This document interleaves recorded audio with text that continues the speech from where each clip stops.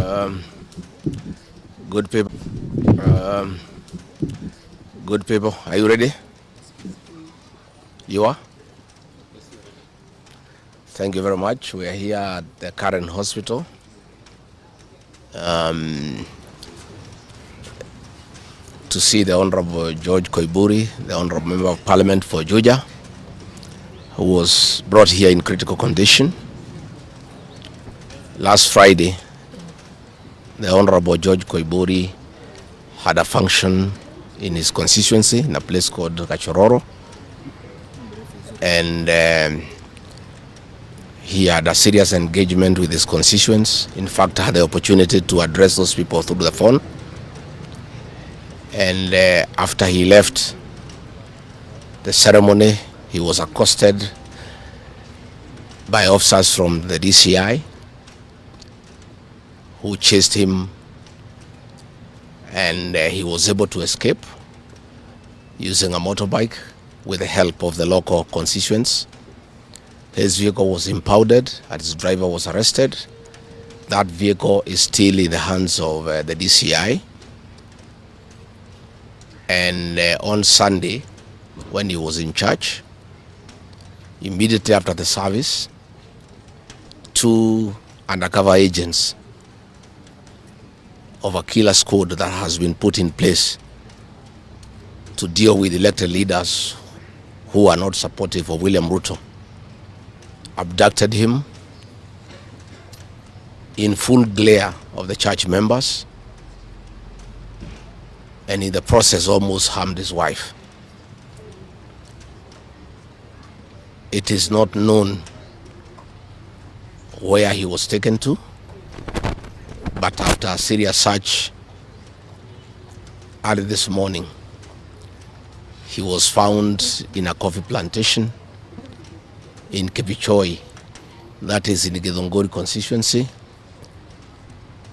badly beaten and in very serious condition.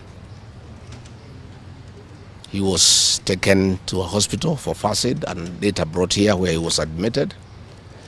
And I've just seen him and I've talked to the doctors, and they have confirmed that the Honorable George Koimburi was tortured by professionals. He has serious soft tissue injuries. This is torture normally done by professionals. He has lost his voice, and the doctors are working round the clock to restore his vocal cords. And the Honorable Koimburi has been able to communicate through writing because he is not able to speak. That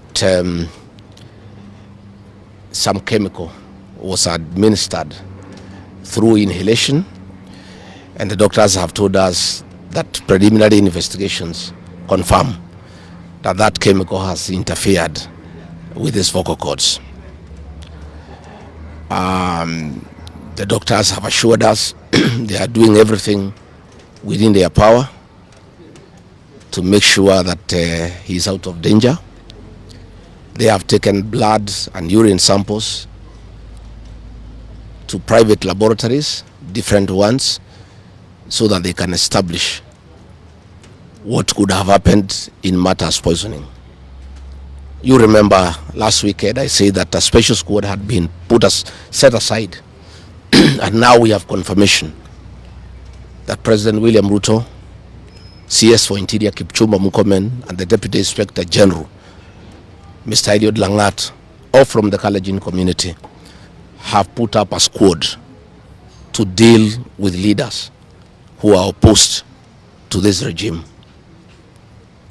The Honorable Kipchumba Murkomen has sent a message to us through common friends that his appointment to the Ministry of Interior is to make sure that William Ruto is re-elected as president and to deal with anybody who can stop that objective.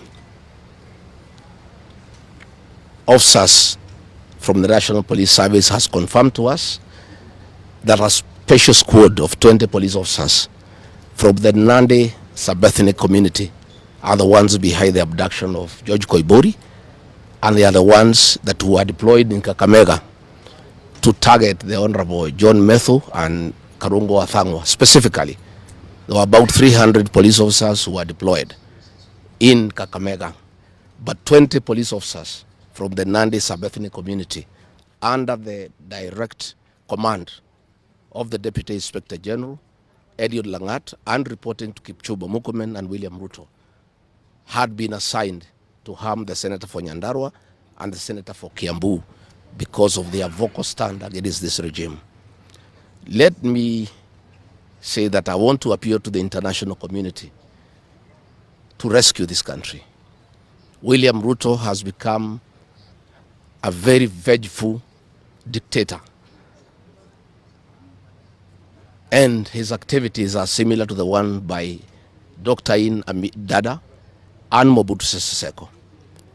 And the level of impunity in this country, if the international community does not come through for the people of Kenya, we are going to have not just killings, but maiming of elected leaders.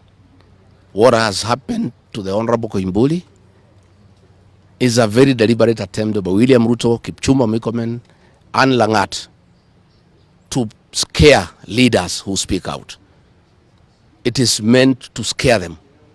It is meant to sell them fear so that they can stop agitating for the liberation of this great republic.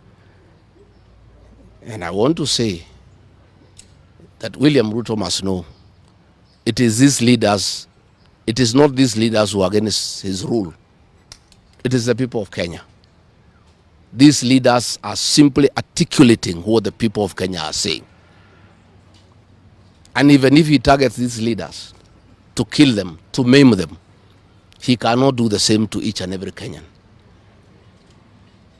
And I want to tell him to stop spreading the narrative that the rebellion against him is coming from the people of Mount Kenya region. This rebellion is across the country, from Western Kenya, Coast Province, Northeastern, Nyanza, including his native North Rift and South Rift. Members of the Kalenjin community are also up in arms because of the misuse of public resources, mismanagement of the economy, and the fact that there is no work going on in this country.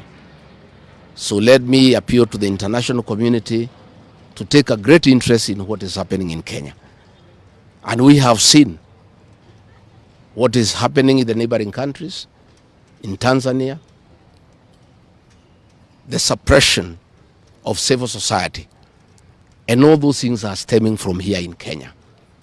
William Ruto has become intolerant. He cannot take criticism. And the reality of one term is slowly sinking into him, that has sent him into serious desperation, that he has now formed a killer's code of his sub-ethnic community of the Nandi to deal with leaders. Let me ask the people of Kenya to be calm. I want to ask the supporters of the Honorable Koimburi to stay calm. We'll do everything possible to make sure that we are more careful in the face of the repression that is going on. You are aware that members of parliament opposed to this regime, their bodyguards have been disarmed so that they stop going for meetings and feel vulnerable. But it is very clear why they have been disarmed is to allow members of that gang that has been formed by the president to abduct them and to threaten them. And if anything happens to these members of parliament, to any leader in this country opposed to William Ruto, the president will be held to account. And let me tell William Ruto, people of Kenya cannot elect you by force. They elected you on their own free will. You are a popular leader 3 years ago, and you messed yourself up through bad governance, one-man rule, theft of public resources, wanton corruption, and tribalism. You cannot blame any of us here for the situation you find yourself in. The one-term movement is unstoppable, and there is nothing the president can do. He can kill these leaders, he can abduct them, he can torture them, But he cannot do that to all the people of Kenya. So I want to urge members of parliament and senators and others not to give up. Nobody can die from morning to evening. You can only die once. And the tree of liberation will be watered by blood. The Honorable George Koimburi is a hero of the Kenyan people. What he has undergone, the torture, the pain he is in, the anguish to his family members is not in vain. This liberation will take place, it will happen. And let me conclude by asking the Kenyan people not to be intimidated. Kenya is a constitutional democracy. They are entitled to cast their vote the way they want. And William Ruto cannot force the people of Kenya to elect him. And there is nothing he can do about it.